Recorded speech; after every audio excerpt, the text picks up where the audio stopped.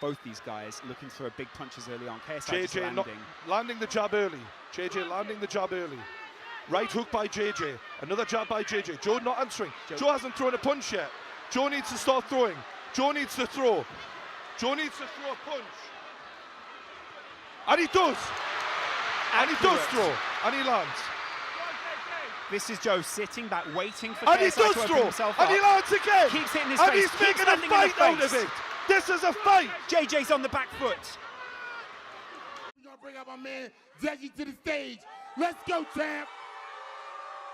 Let's go, champ. Yeah. Yeah. Yeah.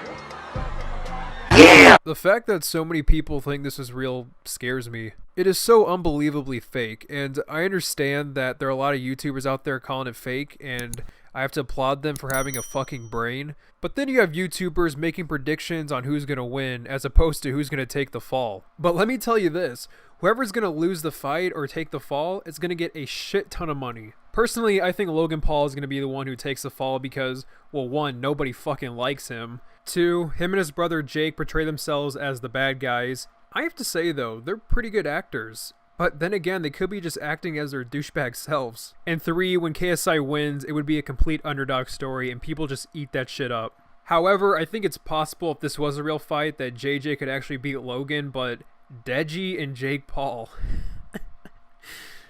If Deji wins, that confirms this shit is fake as fuck, but even then, I think that's a stretch for this fake fest. And the reason being is because they know this scrawny kid is not going to beat up Jake Paul. He's just way too ripped for him. And honestly, Deji is a giant ass pussy. If you have seen past videos of him and KSI playing video games, he gets scared by fucking jump scares. So yeah, he would not last a second against Jake Paul. That being said, what I think they're going to do for this little act is have Deji lose, like he's going to get beaten down, but it's going to be fake, of course. And this will drive the underdog, KSI, to fight and beat Logan Paul, and he'd be like, I did it for my brother, or some shit like that. As he's giving his dumbass speech, some sad anime music will be playing in the background, and then everyone will start crying, and it'll just be a really funny moment to laugh at.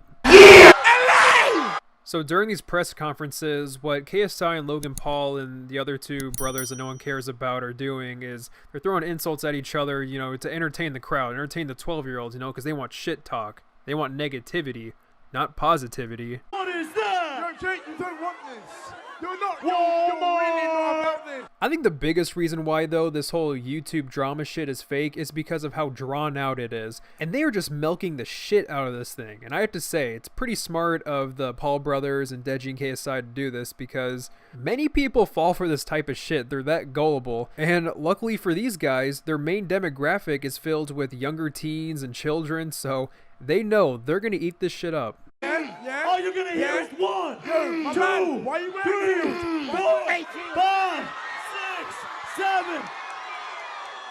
1, 2.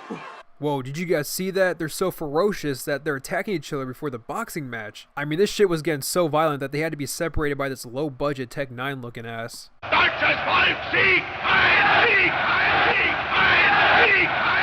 Both these groups know their demographic pretty well because they've made their insults very simplistic and childish. They're literally throwing YouTube for dummy books at each other, throwing toilet paper at each other. Like, they know the only people who are going to follow this shit are children. And all the grown-up people, you know, that actually fall for this shit, I'm sorry, but you're gullible as hell. But they know they have to keep their insults to like a very childish level so their actual demographic can follow what they're saying. Their main goal is to appeal to their main viewership in order to make more money from them. These two don't have actual beef with each other.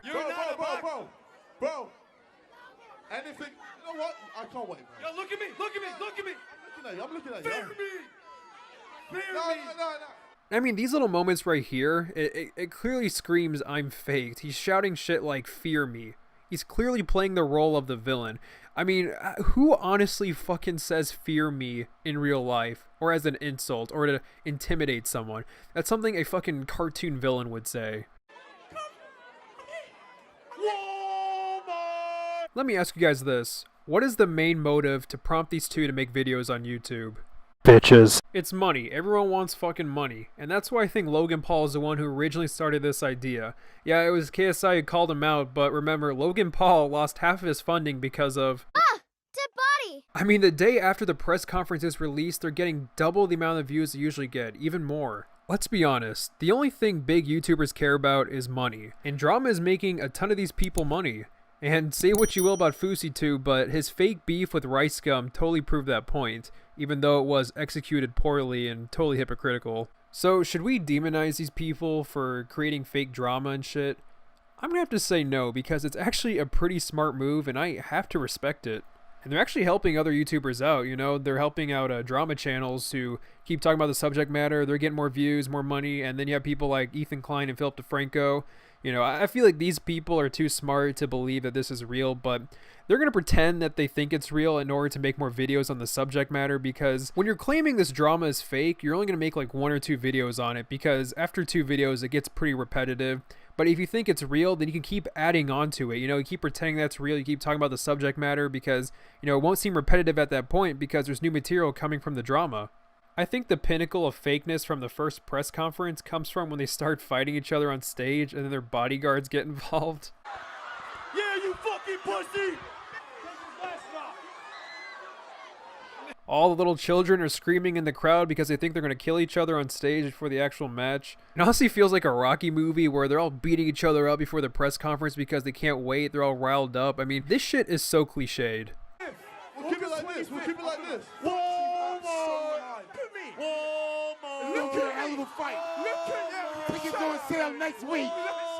Tickets go on sale next week! As you can see, it's real! It's real! I don't know what else to say. Like, I don't have hardcore proof this shit is fake, but it just seems super fake to me. It seems rehearsed, seems scripted, and, you know, just the mannerisms from these two, I don't even know. It just seems super fake. There's been a lot of fake drama in the past, and this would be a very smart thing for both these YouTubers to do. This shit is making them a ton of money, and they know it.